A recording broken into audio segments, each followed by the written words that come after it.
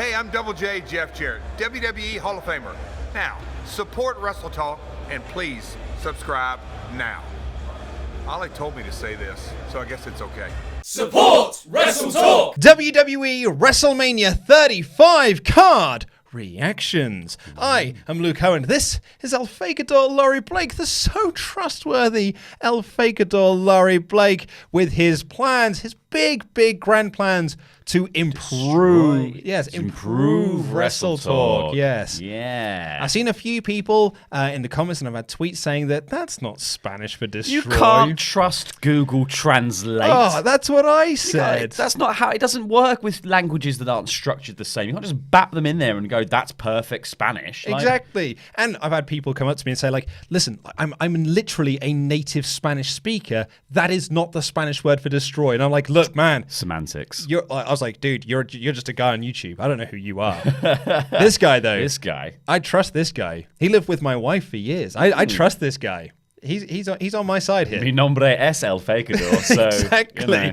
It just makes sense. Anyway, so we thought we would talk about the WrestleMania 35 card as it currently stands.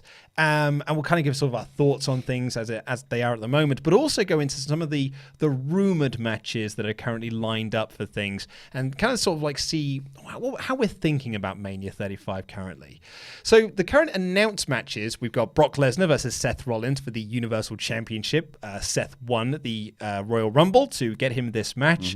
And currently it's been a match that has been, like, I feel that the Universal Championship match with Lesnar has kind of taken a back seat to Roman coming back and reuniting the Shield. Do you think that's because they can't get Lesnar to appear on the show? Well, that's more than likely the case, really, isn't it? Should have got a better contract. Yeah, because at the moment, like, Ollie always puts it best when he's like, Seth is feuding with Paul Heyman. Like, he's not feuding with Lesnar at the moment. And Paul Heyman's just, like, digging up anyone he feels like to be like, come out here, do a bit of this. Come on down, Shelton. Come on, Shelton, you've got nothing else on. And I kind of I really liked Heyman's promo on Raw, where he was talking about, hey, like, all those guys that have taken Lesnar to the limit recently, like AJ, Bryan, and Finn, they were all changed matches. Yeah. It was meant to be Braun. It was meant to be Jinder. It was meant to be someone else. Like, it constantly trying to make this argument that Lesnar was on the defensive because he didn't know who he was going to. He hadn't prepared. He hadn't prepared for it, like you would for a fight. Exactly. Whereas Seth, we've had time to prepare now. We've had time to train. We've had time to sort things out. And reportedly, I mean, Heyman said that Lesnar's going to be there this Monday, but, well, that remains to be seen because we had this a lot during the Roman feud last year. Vince, I'm sick.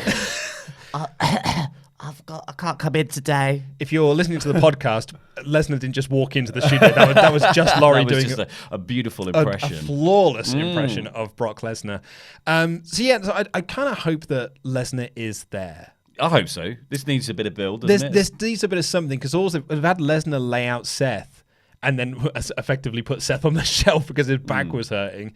And we haven't really done much since. I think we're now like 20, at the time of this recording, we're like 23 days away from Mania. Yeah. And they need to get some fire underneath this feud. Well, they do, because like the problem with the Universal title is it's been so mistreated in the Lesnar era by just not being a facet. That, like, when Roman won it before he had to go away to get his treatment, people cared only from the perspective of, well, that title, I'm just want it back on Raw. Like, just for the sake of the program, we need this title back. But we've had that now, and it didn't really, like, I don't think people came to it feeling like, oh, that's done loads and loads for it.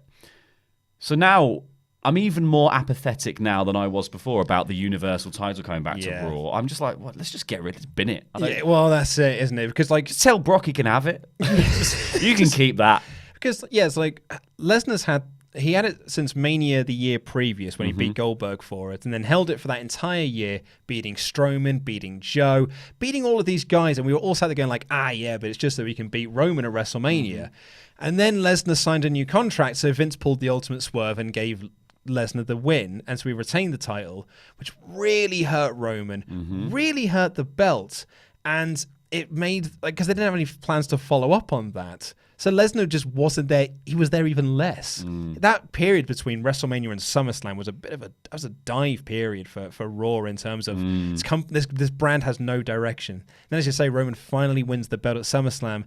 And sadly, with his leukemia announcement, the belt just went back to Brock, and we're like back to square one again. They should just put it on Braun at that exact. That was the point, to just put it on Braun for a bit, see what happens. At least it's there. You build some guy as the top guy. I don't know. It's such a marked difference from like how the WWE Championship feels on SmackDown. That felt important when AJ had it. It feels important now that Daniel Bryan has made a new belt, because it feels important that some babyface at some point is going to go and win that and bring the old belt back and burn the hemp one, getting everyone high. But like that feels like a really important facet and part of SmackDown. The Universal title is not part of Raw, at all. Yeah, no, I agree. And it just means that, like, you know, this could be a brilliant match. It's like, you know, it's one of those ones where I think Brock Lesnar will be into it, and therefore you'll actually get a good match out of him, because he decides on a person-by-person basis of like, you can go, we'll go. So this could be a really good match, but for what? What's the prize? It seems like it's a rubbish prize. There's no way this match will headline the show. There is no way, because there was talk like it's either going to be this or it's going to be the triple threats. Yeah. It can't be this. No. This match has got no heat behind it. It depends on how stupid they've made the finish for the triple threat, I think. Well, let's move on to that, because that is Ronda Rousey versus Becky Lynch versus Charlotte Flair for the Raw Women's Championship. I don't think we need to go into the craziness of this story, because that ground has been trodden many, many times before. We discussed this in great detail on pretty much every show we've been doing since the Royal Rumble. But it's been a very convoluted storyline. It's been needlessly silly. Becky essentially made fun of it on SmackDown in her promo, where she was like, this was dumb. And she was like very flippant and like, I was suspended again, I was arrested. And so she knows it's dumb. I think everyone knows it's dumb. And you and I discussed the Ronda thing last week, which I'm still not massively fond on. And she followed that up on Raw, but they edited a lot of that on SmackDown. So I feel like this match has lost a lot of its luster since the Rumble. Well, it was stupid because they tried to create the same sort of buzz that they got by accidentally not being allowed to have the match at SummerSlam. Survivor Series. Survivor Series, that was it. Sorry, Survivor Series, just because Becky got injured, right? So like there was all this buzz about it, and then everyone went crazy when it couldn't happen. That was when it got the hype became even more real for it. But then they've tried to artificially create that same hype while still talking about it and constantly featuring it as a main part of the TV programming. The better thing to do would just be like, Becky wins the Rumble, you can leave it a few weeks, then we start to build for a couple of weeks, then we leave it for a few weeks. And like the less you touch this, the more it just remains this thing people want to see. Especially if you don't add Chuck or Charlotte Flair into the mix. It's just like whoa, we're just mixing it up now. Yeah, and I get the Charlotte inclusion. I really did, because that's what they wanted to do. Like last year when Ronda joined, they were like, cool, we're going to build to Ronda versus Charlotte at Mania next year. So they stuck to their guns. Like they think that's their big money match. And fair enough, Charlotte's a star, whatever. But she also deserves to be in, like, she's someone who deserves to be in the first ever women's main event of WrestleMania. If that is what's happening, she deserves that. I completely agree. Well, like the story was almost set up there for them. Like Becky won the Royal Rumble. She wasn't meant to be part of it. So Charlotte was like, well, why was I thrown out? You weren't even in this match. Set up a match at Fastlane, do an F finish, and then do the triple threat. But no, that's well, we won't get into it because we've trodden this ground many times before. But I do think so hard not to, though. Yeah, it's so hard not to. But like a scab that I can't not hit. So I do hope that they manage to get back some of that heat, some of that Survivor Series heat that we had. To build up to this match, because at the moment it is starting to really cool off. Becky in particular has really cooled off. Up next, it's Shane versus Miz. So this is, you could argue, has been building since November rather, from Crown Jewel up until now. But as me and Ollie were talking about in the SmackDown review, I think a lot of this has been like a lot of the best in the world stuff was pushed to the side so we could do the tag team stuff, because all that tag team storyline was about, I want to impress my dad. And it wasn't about the best in the world trophy. It wasn't about any of that. It was like, I want to be a good son to my dad, and I want to make him proud. And now that's the tag team split, they're back to being, oh yeah, I'm the best in the world. So it's had a very up and down storyline. Unless Shane wants to impress Miz's dad. That's what it is. That's it. He wants to be the new son. It's a doppelganger thing. He loves Miz dad so much. So I think this will be a good opening match to the show. I think this will be a solid little opener. Would it be a good opener? Because usually you want to put like, because they did AJ versus Shane in the opener a couple of years ago, and Yeah. I thought that really set the pace for like the rest of the show. So I kind of, maybe I'm putting Shane into that position as well. I do think this is quite heated though. I think Shane had some really good heat from SmackDown from after the Miz beatdown, and he got great heat at Fastlane because it was in Miz's hometown. I think like the Revival, Black and Ricochet would be a opener. If that is one of the matches we're going to get, if that was something that that was going to happen, that would be a good opener. I just think like I just don't know. Nah, mate, that's a buffer match, mate. If Shane has enough opener star power for me, like I get that he'll probably jump through something. But then that feels like that spot is somewhere in the middle, but I'm not overly fussed by the match. But also like that's babyface Shane, right? That's a babyface spot to do the big elbow drop and things like that to get the crowd popping for you. If you want to work a heel, you don't do those spots to get the crowd turning But does he against do you. anything else? Well, terrible punches. Yeah, that's it. So maybe and a float over DDT that works 50% of the time. Maybe he godes Miz into jumping through something. That may be. That's the ultimate heel Oh, you work. do Miz doing the flying elbow through the announcer's table. That'd be great. That'd be a great WrestleMania moment. I'd like that. We've also got Batista versus Triple H. What a shocker! Triple H's feud is the one that's the best booked and has all the best segments. Funny that, isn't it? Give me what I want. Give me what I want. How did he produce so much spittle? He was very, very phlegmy. They've had rabid animal. They've had 3 great segments thus far. The SmackDown 1000 segment, the beating up Ric Flair segment, and this past Monday with the Gimme What I Want, which has become a bit of a meme now. I've seen loads of people doing various different versions of Batista shouting Gimme What I Want. And I think that this could be a really, really good match. A really solid middle of the card match. I think that this is like just a nice, like if he says this is the final match, this is like the last match of my wrestling career, and hopefully the last match of yours. Like this is just 2 very well regarded guys and a genuine movie star turning up. Like this is The Rock with a flamethrower, but he's getting in the ring. Yes, exactly. Yeah. It's interesting. It'll just be I think it's just gonna be a great spectacle to see, and like hopefully. Triple H is on form rather than like the crown jewel kind of Triple H. Well, yeah, but that had a lot of things working against him. It was 2 old fellas across the ring and Kane the Undertaker and a torn pectoral muscle. Yeah, it wasn't fantastic. I don't put any of the blame on him really. No. I think with Triple H as well, Triple H has got this kind of WrestleMania mentality as well, that he has to go out there and do a 35, 40-minute match. And sometimes that's not always needed. I think the Seth match is the best example of that. That was a match that did not need to go half an hour. That match needed to go 15, 20 minutes, and it would have been so much better. You could have shaved a lot of time off of it. Yeah. So I kind of hope that we don't get a 35-minute Batista Triple H match, because that will just be a lot of stalling, a lot of rest holds, and I don't want to say keep it short, but I wanted to give it a decent amount of time. Well, it's no holds barred, is it? Yes. Match. So, So I feel like there's going to be a fair amount of just knocking each other about. Exactly. Getting the sledgehammer out. They can get a good 5 minutes out of the sledgehammer, I suppose. And, I think it will at least have that sort of like fun crowd interactive element where they'll head into the crowd. Oh, they better do. They'll do some crazy stuff. But hopefully, they are paying Batista by the minute and can't afford more than about 15, 20. Yes. Let's hope so. And also, we've got AJ Styles versus Randy Orton. This was announced just yesterday. We're recording this on Friday, so it was announced on Thursday. It's now official. AJ versus Randall. It is a match that, on paper, I'm not massively excited about. But I'm not the biggest Randy Orton fan. I'm a huge AJ Styles fan. But like this match has been sort of like thrown together at the last minute. Almost feels like it doesn't feel like we've been building to this match apart from the last couple of weeks. It doesn't feel like these two have been sort of at loggerheads over here and over here for all of 2018, and now finally they're going to clash. It's just 2 weeks ago, Randy went, "You're a knob," and AJ was like, "No." And then they had a tete-a-tete in the ring. Gotcha.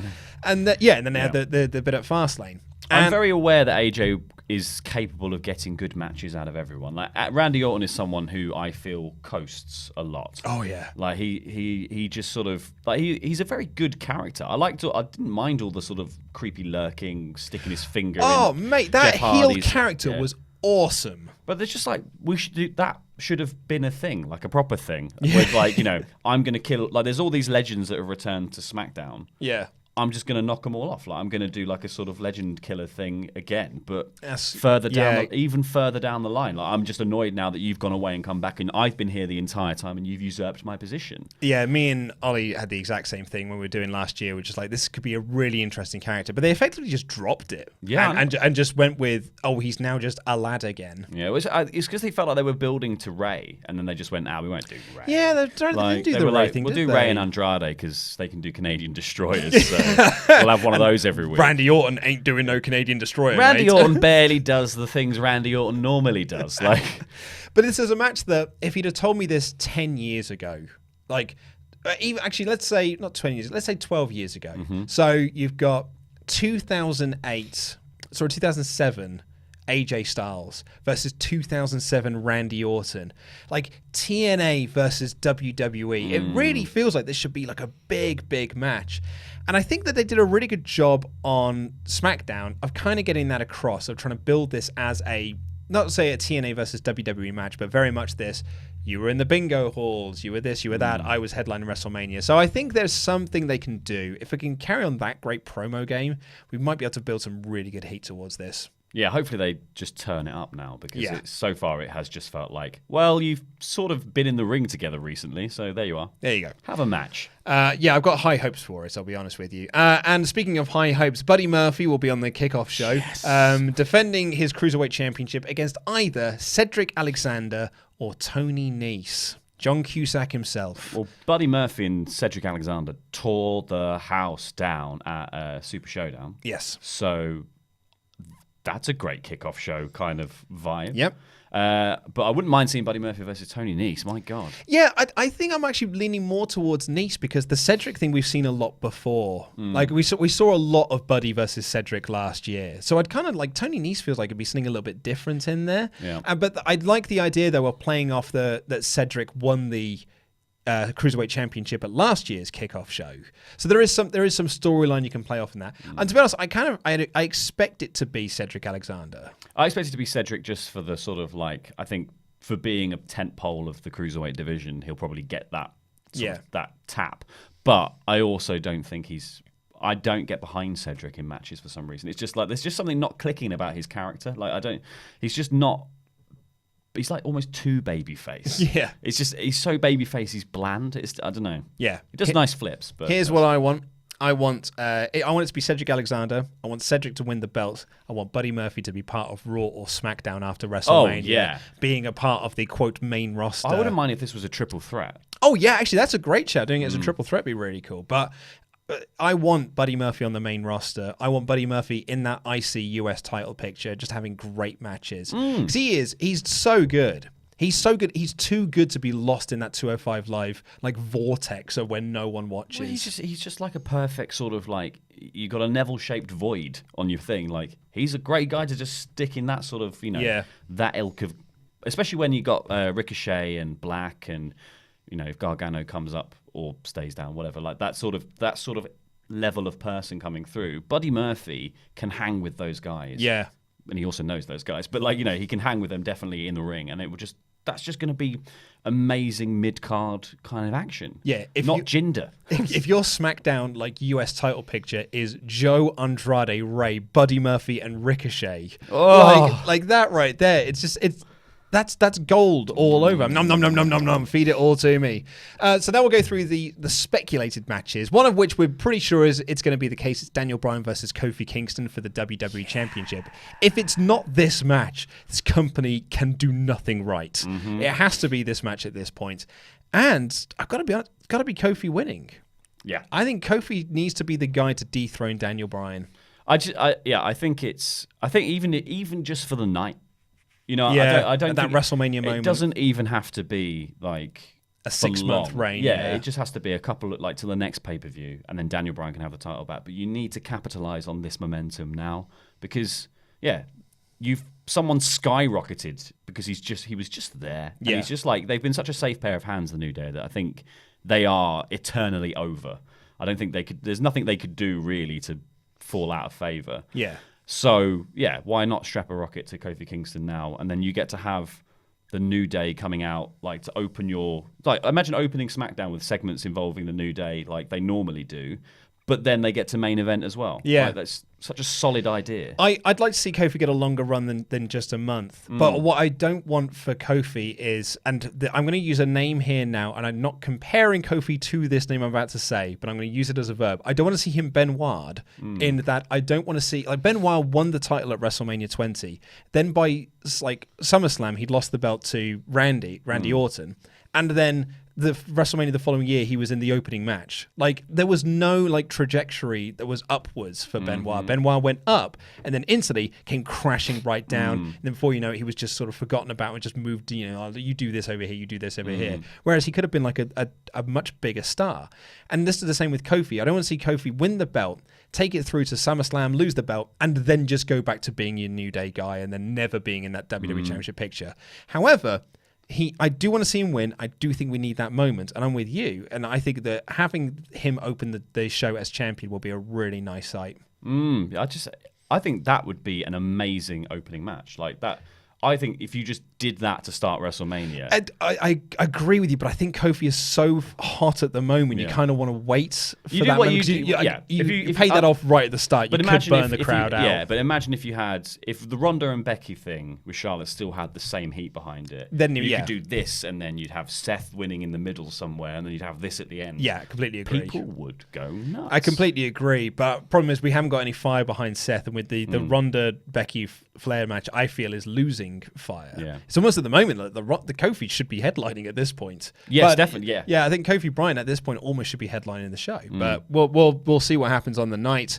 And we've also got the Boss and Hug defending their women's tag team titles reportedly against, and it feels like this is what they're setting up versus Iconics, Nia Jackson, Tamina, and the Divas of Doom, and Natalya and Beth Phoenix, which I think will be a match. It'll be a match. They'll get 7 minutes, maybe 10. And I'd imagine Boss and Hug will probably retain. But at least Iconics get on the card, so that's nice. Yeah. And it'll be a nice moment for Beth Phoenix as well. I feel like that's just too many things. Like, you know, when that's like...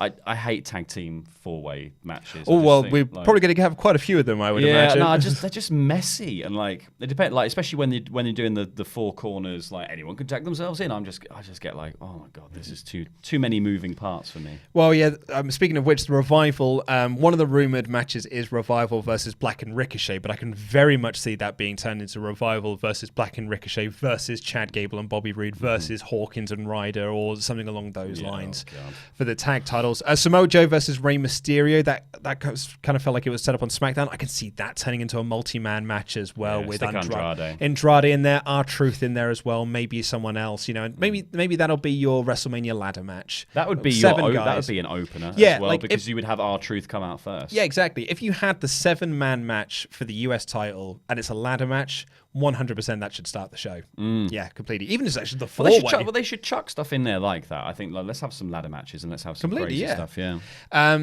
Asuka currently doesn't seem to have any direction, but what a lot of people are speculating is it might be a triple threat of Asuka versus Mandy Rose versus Sonya Deville. Fire and Desire are very much splitting up. That was set up at Fastlane and carried on SmackDown.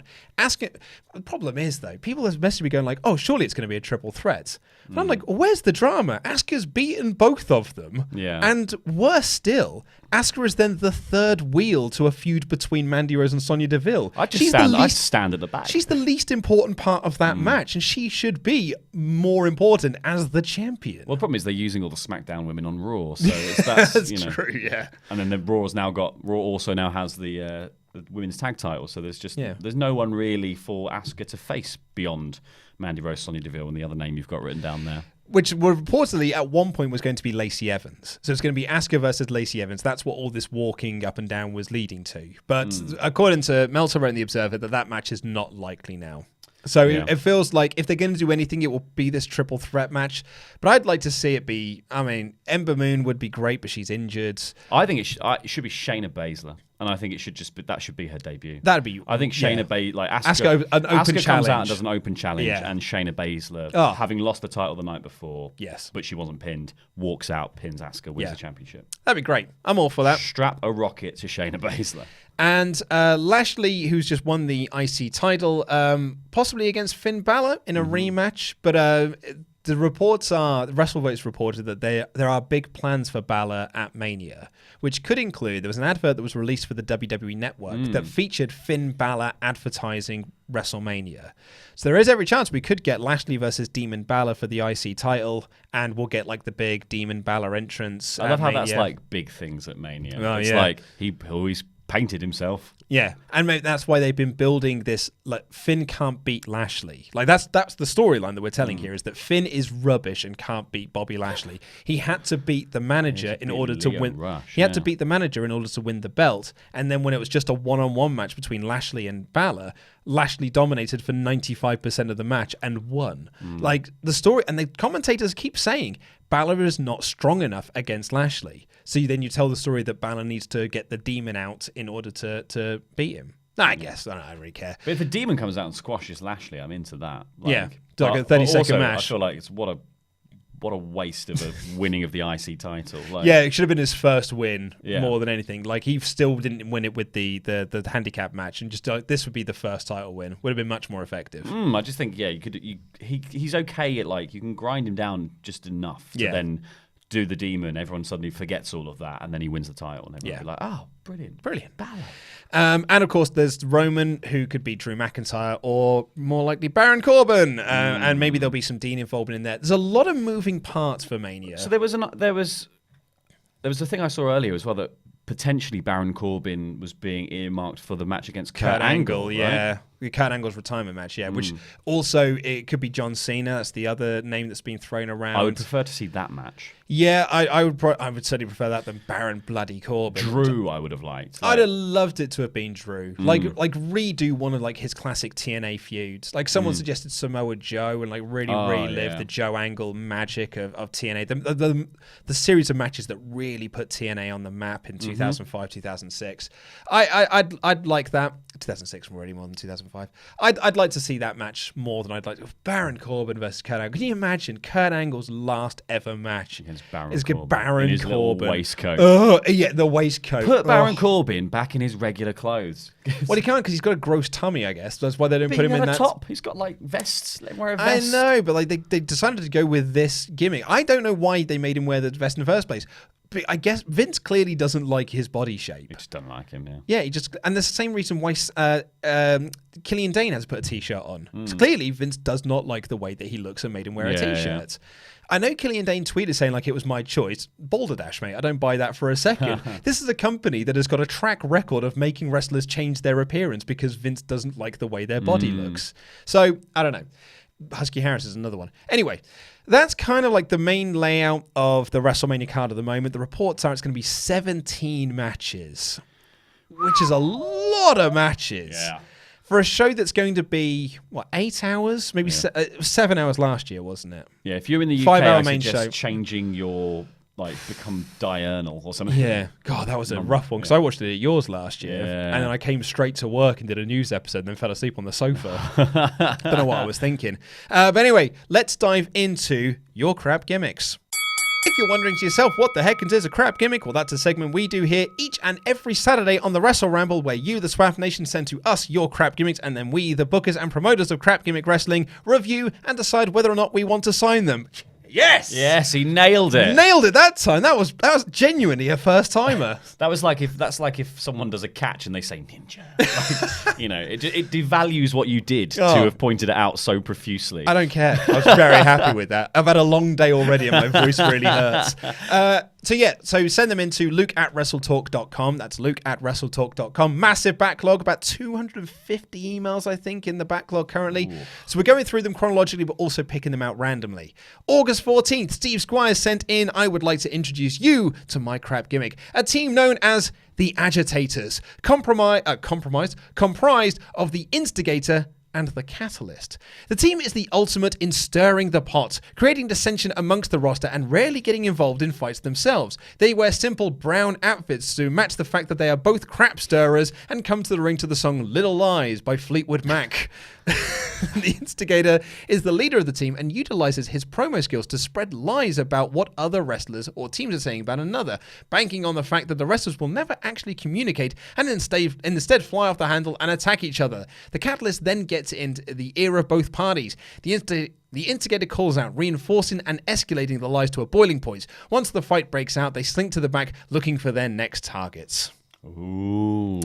Oh, little pair of knobs is what they are. Yeah, I quite like it. It's like it feels like almost the riff on the Puppet Master kind of thing that Smash the Champ has been doing. But Yeah. I'd like But a team, crap version. Yeah, like a crap version. But like, I'd like a team that sort of did that. Like, sneaky heels who were very much just whispering into people's ears. Yeah, totally. Yeah. Like, cause Joe removing the sort of competition, having them feud to open up a route to the titles is a very cool idea. They had a character back in sort of 2000.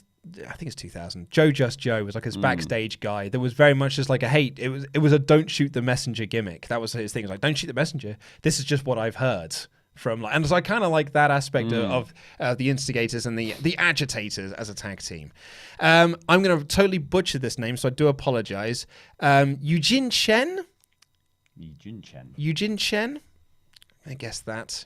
Yijin Chen, maybe? I'm very sorry, but thank you for sending your email on September 8th. Thanks, Chen. Yeah.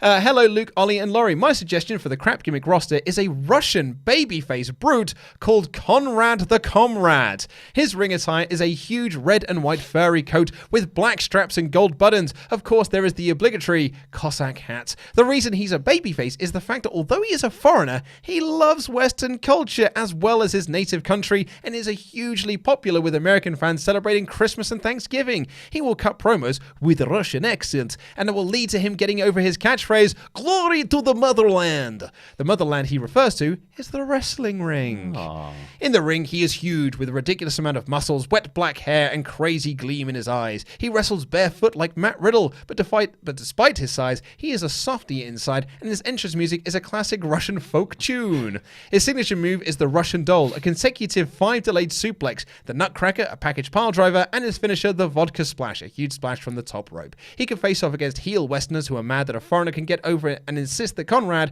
is really the enemy.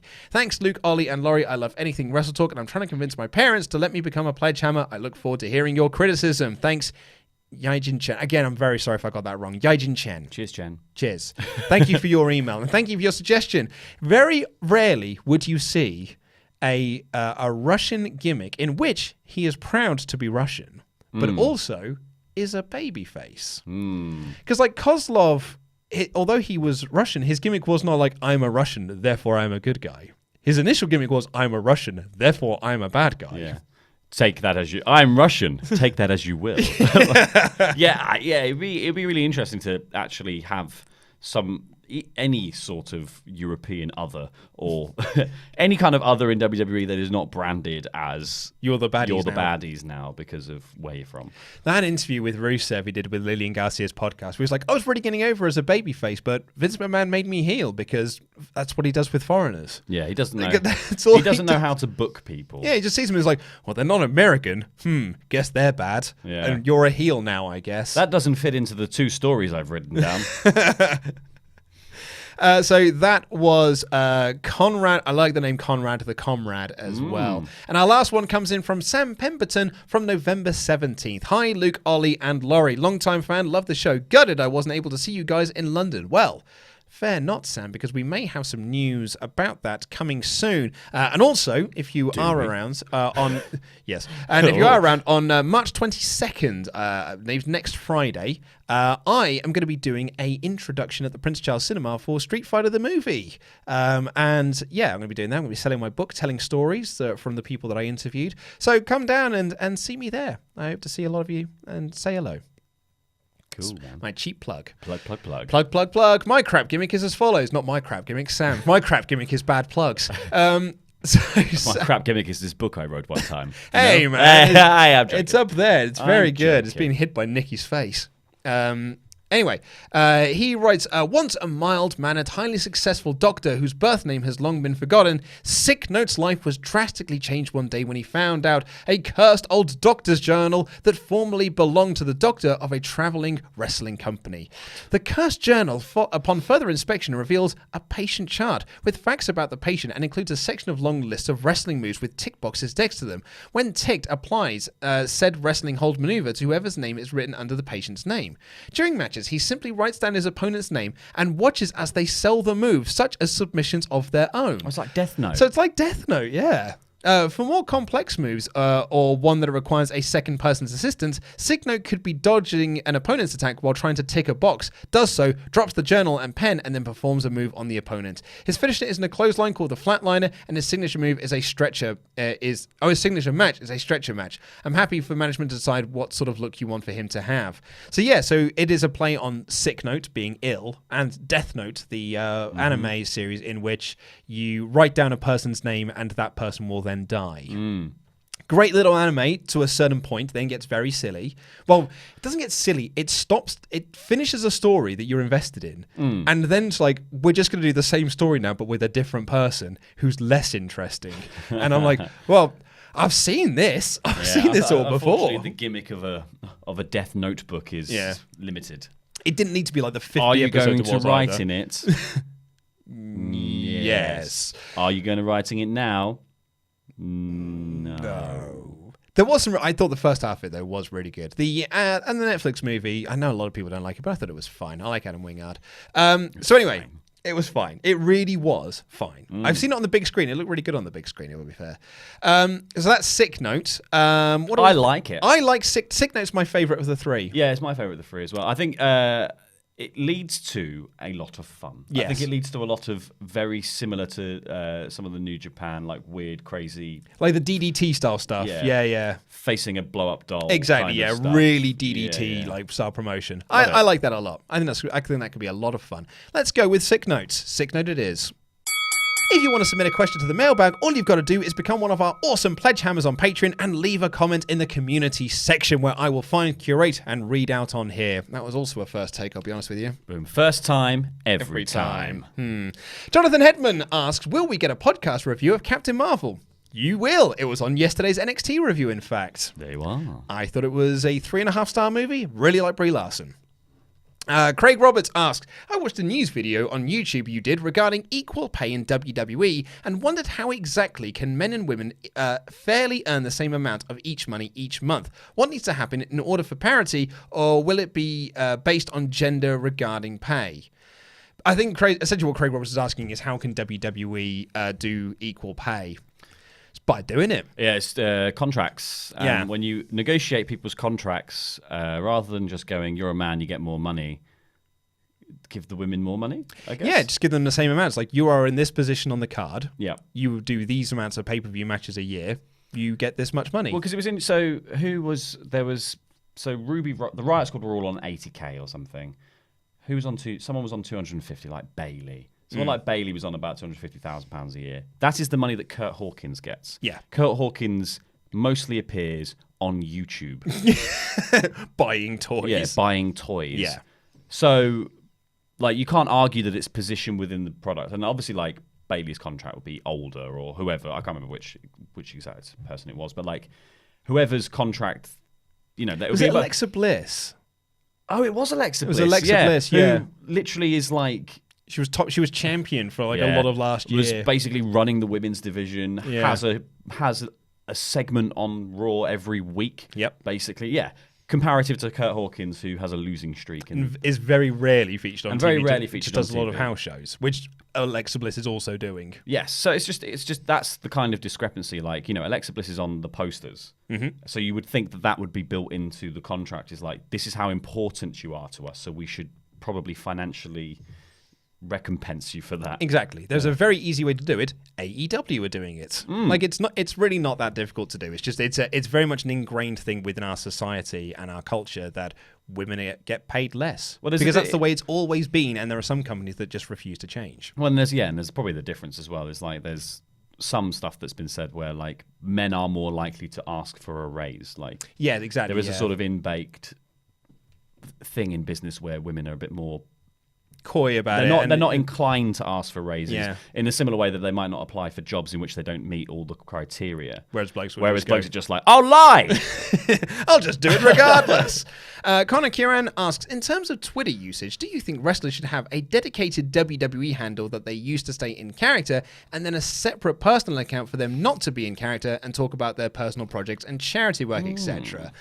I like the idea, but I think it's still like, it just makes the WWE account kind of pointless. Yeah. Because why would you bother following that? Unless they were using it to further storylines, I guess. I think, obviously, social media has made kayfabe incredibly difficult to maintain because people do want Ronda Rousey. Yeah, people do want to post pictures of their lives. Like, Zelina Vega posted a picture of her wedding yesterday. Exactly. To Aleister Black. Congratulations. Yeah. We know you're watching. But she is not friends with him in the product at all. No, exactly. Yeah, she's managing Andrade. Yeah, exactly. So like, it's that kind of stuff. Obviously, breaks the fourth wall. But you've just got to go, okay, well, I suspend my disbelief, and you have to think that certain things are part of the story and certain things aren't. Maybe there's just put a little dot at the beginning of your tweet if it's part of the story. Maybe, yeah, you need like a little signature. But yeah, perhaps Connor's got the right idea here. If you have a personal account that you use, but you also have one that is within character. I actually don't think it's the worst idea.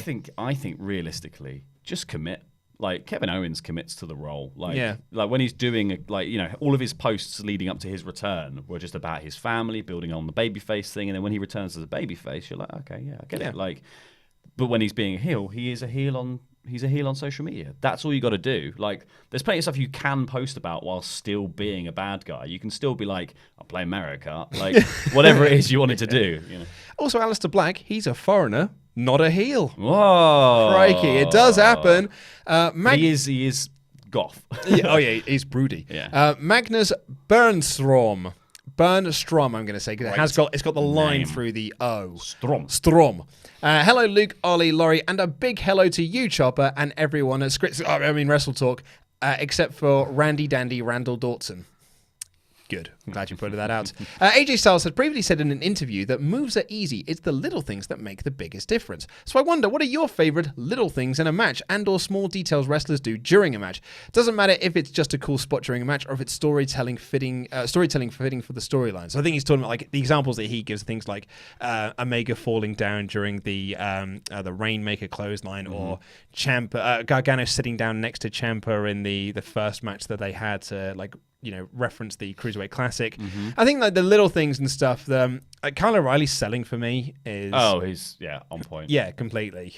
I love Kevin Owens putting one finger on the bottom rope. Yeah. That is such a simple thing. So good, right? Yeah. That was amazing. Yeah, that was really, really cool. That's a very good question. I'd need some more time to think about that, unfortunately.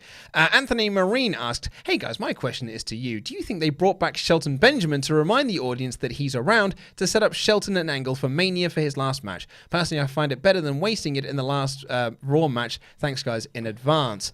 I think if they'd brought back Shelton Benjamin to set him up for Kurt Angle, they wouldn't have just had Seth beat him convincingly and easily. So I think another part of the thing, we were talking about Baron Corbin potentially being for Angle. Part of the reason they might have brought Benjamin back there is because of the Team Angle thing and being like, well, Baron Corbin can beat up Shelton Benjamin on a weekly basis, and then that'll build some heat for Angle. Great. Yeah. Cool. Good luck getting that Baron Corbin heat. Martin Ware asks, should Ember Moon be a contender for Asuka's SmackDown Women's Championship if cleared in time for WrestleMania? Abso-bloody-lutely. Yes. She's not over in the slightest because they brought her up and did sweet FA with her. We're now at She had the least talked about winning streak of anyone I think I've ever seen. Like, she was like on a hot streak, and it was just like, no one cares. She came in, she pinned the former women's champion first night in, and then did nothing. It's incredible how this company did nothing with Ember Moon after bringing her up to... What was the point? What was the absolute point in doing it?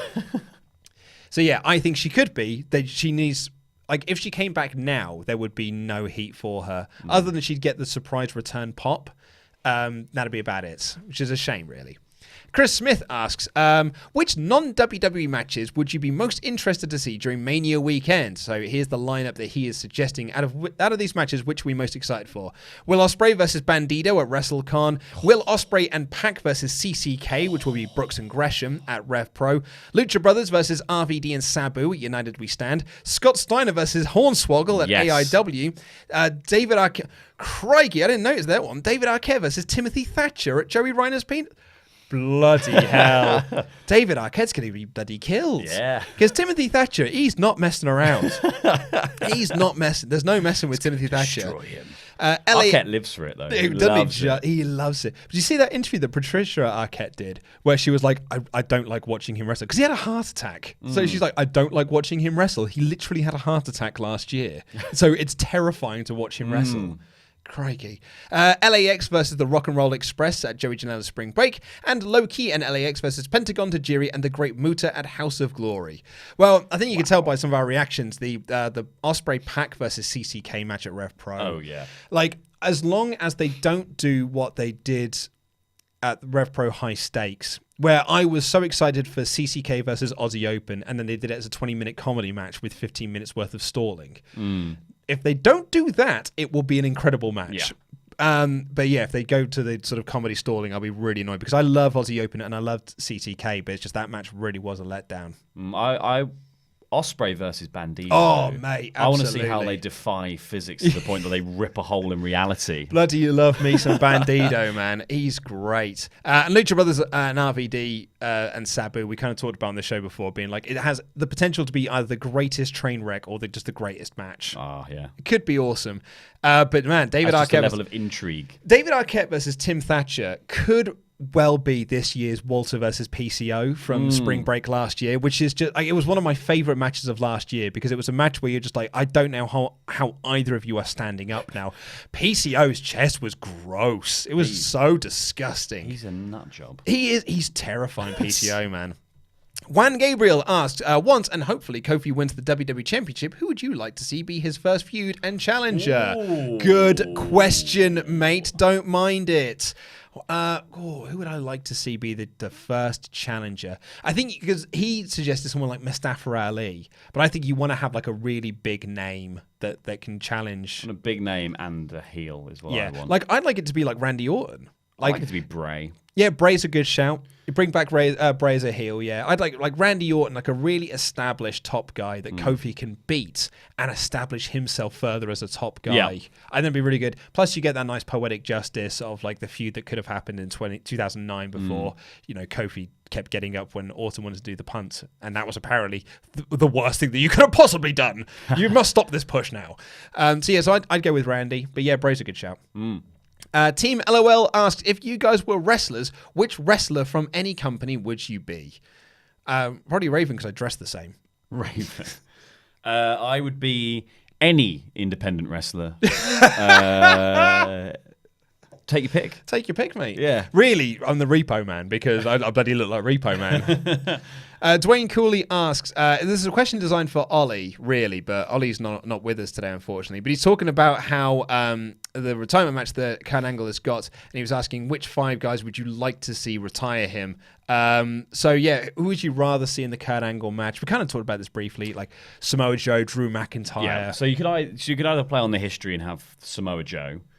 Drew, I would love just because I think, like, I almost feel like the match where he tapped him out with the ankle lock should have just been the last match. Like, just do that, have him stand in the middle of the ring, get the applause. Really establish Drew as a really top dude. Establish, like, Drew. Instead of having Drew be a bit part player to Baron Corbin. Oh, don't even get me started. My God. Like, I get that, like, yeah, Drew really came off badly in the Roman has to leave thing. Because it felt like Drew was being positioned to be like Roman's counterpoint, like his Joker, if you will. But like, yeah, this felt. I think Drew would just benefit so much from it. Yeah, he really would. And actually, John Cena. Like, I know, I would have liked to have seen someone who can use this match to get something out of it. Like we're talking about, like really establishing Drew as a top guy. Yeah. Like John Cena doesn't need to beat Kurt Angle in his last match, but does play off quite nicely with Cena's debut match on SmackDown. So there's some nice stuff to be done with that. Ruthless aggression. It's when I wasn't watching WWE. Rockstar Dougal asks where I got that tremendous Sonic the Hedgehog Green Hill t-shirt, zone t-shirt from. It's from Primark, actually. What? I got it. Let me think now. My mum was 60, so I would have been. So it was 3 years ago in Primark in Liverpool. Yeah, I don't think they do it now. I only found it in the Liverpool branch, funny enough. I'd seen it advertised, like some people had shown it on Twitter and saying this is in Primark, but I couldn't find it in any Primark store I went into apart from that Liverpool one. So I don't know whether you could get it from now. There's either thousands out there or one. And I've got the one. But Sega do have a very good shop that you can get some really cool t-shirts from. But I'm not buying them from there because I've got enough t-shirts as it is. Noah Trombley asks, with the rumor that WrestleMania is going to have 17 matches, should WWE consider having WrestleMania spread across 2 nights and do both Saturday and Sunday with each night going about 4 hours? I've been pushing for this for years. I said this last year that it should be done over 2 nights. Wrestle Kingdom's being done over 2 nights next year, so it'll be really interesting to see how that plays out. It is done over 2 nights. You could take over, yeah. Do takeover on the Friday. Like, no one gives a crap about the Hall of Fame. So do that on, like, I don't know, Monday. Like, Yeah, who cares? Who cares? Do it online. Yeah, do it for WWE.com with the network. Because who honestly cares about the Hall of Fame? So scrap They do. Well, yeah, maybe. Internal people. I don't even think they do.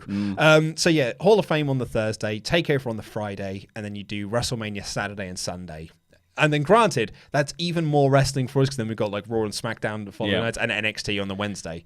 But it is. I think it just makes it watchable, though. That's the thing. It's like 7.5 hours or whatever it is. It's too much long. time to sit and watch something. It's too long. Especially when you're drinking. Yeah, right. Like, 3 hours in is where I'm flagging already. Yeah, last year. Not only that, but like, what's happening? You try to prepare yourself as well. So you get like your beers, and then we had like snacks and stuff. So we had like your little like pretzel bites and things Pretzel like lads. that. Little pretzel lads, and you have like your M&Ms and your things like that. But after a while, your stomach just goes like, "Give me something proper. I want some actual food." Yeah, because you could have a 3-course meal for the first half of the thing and then watch the second half like normal and it would still be fine. There was a moment when we were watching it, I was like, I don't want any more Haribo.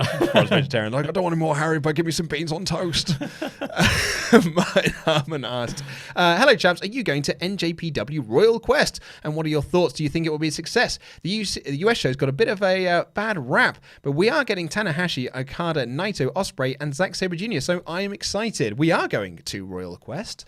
Very, very excited for it because literally we can point to it. Like, it is going to be over there, like through that wall. It's across the river. It's across the river. The canal from us. The canal. If I had a strong enough arm, I could throw a stone at it. Like it's literally next door to us. So we're going, and we're very, very excited. And the rumor is that the US shows were a disaster because of the US visa issues that they had. Cheers, Trump. But the UK show, they've already sorted out the visas, and their plan is to make it feel pay-per-view quality. Awesome. So we're going to have like big matches this year. And so I'm cannot wait. A couple more questions. This one comes in from Assange. So I watched last year's WrestleMania, and after seeing all the matches, I got a little conspiracy theory. Ooh, love these.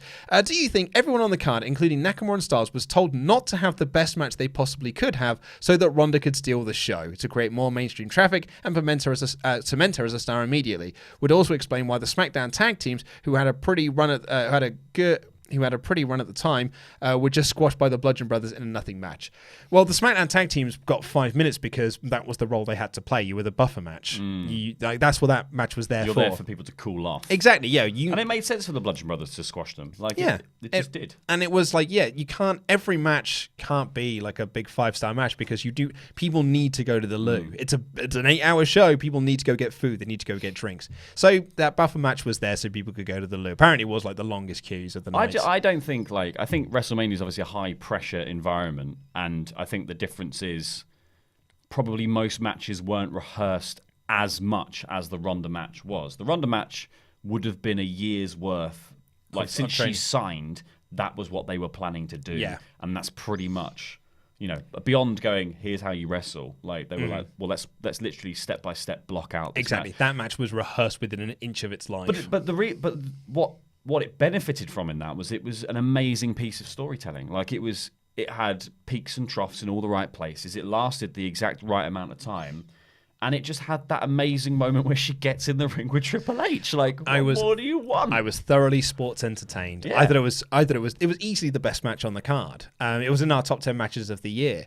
I don't buy into the conspiracy theory that everyone was told to be rubbish so that Ronda looked better. Like, I'm not going to buy into that conspiracy theory. But she looked good. That's taking too much away from her. I think, she's good. Yeah. But in a more rehearsed scenario. That's it, yeah. It was completely rehearsed. And like the AJ Nakamura match, I said this at the time, that it felt like a disappointment because we'd all had so much hype for it. But also it was because it was setting up other matches. So you can't do all of your big blow-off match first because you had to do 2 more matches afterwards. In fact, I think they did like 12 more matches afterwards. So hyperbolic, I know. And a lot of that, and then the final matches of that feud, I great. really enjoyed the Last Man Standing. Oh, so good. It was great. Martin Ware finally asked, WWE just posted on Instagram, it's about Kurt Angle's last opponents. I was just wondering who you wanted it to be. I'd like it to be Buddy Murphy or Ricochet. Buddy Murphy's a good shout. Buddy Murphy's cool. A great shout. So Ricochet, actually.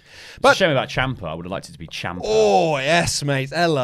But yeah, anyway, that is all we've got time for on this show. Please do click the videos that appeared on the desk now to catch up with the latest WrestleTalk awesome things and this button right here, which will make you a pledge hammer on Patreon. I've been Luke Cohen. This has been our Fake It or Larry Blake, and that was Rambling.